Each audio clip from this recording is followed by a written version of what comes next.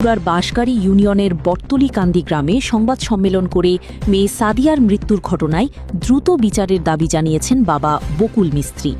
তিনি অভিযোগ করেন শ্বশুরবাড়ির লোকজন সাদিয়াকে হত্যা করেছে।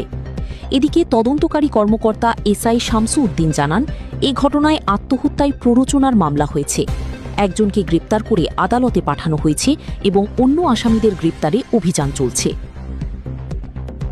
মেয়ের আরেকটা জাল আছে, জালের সাথে কিছু কথাবার্তা বলে এবং আতাতি করে এই সমস্ত জিনিস দেখে আমার মেয়েটা ভিডিও করছে। আমার মেয়ে ভিডিও করে এটা জামাইয়ের মোবাইলে পাঠাইছে। এটা পাঠাইছে বলতে গায়ে পেঁচে আমি তোরা মেরেলাম। আর কিছুদিন বলছে যে তোর সেন্ডা তোর ইয়াডা আমি নামগা, তোর মাইরা নামগা। তখন এটা আমার পরিবারের লোক কইছে, আমার পরিবার কইছে পুত্রা বলি তাকো। আমি ভাবি লাগে শৈতাল করে মনে হয় খামখেলি করে, ইটা ধরিস না। তো আমার জিও কইছে, আমি জিনিস আমলে নিছি না। তো আমার কথা হলো কোনটা,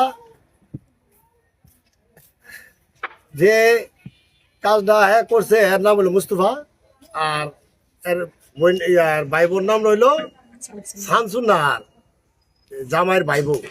জামাই আন থেকে সবকিছু বিস্তারিত জানে। জামাই হুকুম দিছে এটা নয় যে জামাই যেহেতু জামাইয়ের ভাই বললো কথাবার্তা কইছে, এই জিনিসটাও আমার যে বয়স গুলা ফায়ারা দিছে যে তুমি তোমার ভাই বললো শুরু ভাইলো কি কইছ। আমার বার কন্যা ঈদের একদিন আগে আইসে আয়াসা জিনিসপত্র স্বর্ণ অলঙ্কার লয়ে গেছে পরে দা এই স্বর্ণ অলঙ্কারের লালুছে তাই না মারাদুরি করছে। এর আগে আরো 2-3 দিন আমরা এই স্বর্ণ লাগা হুমকি দিছে, কইছে ইয়া করছে তোমারে মারলাম, দেবরে মারছে।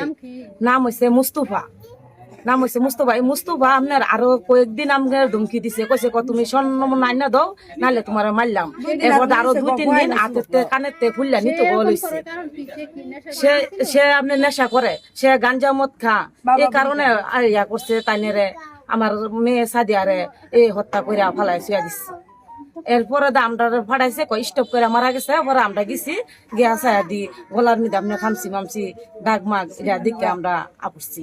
এর ভিতরে আমরা আর কিচ্ছু শুনছি না।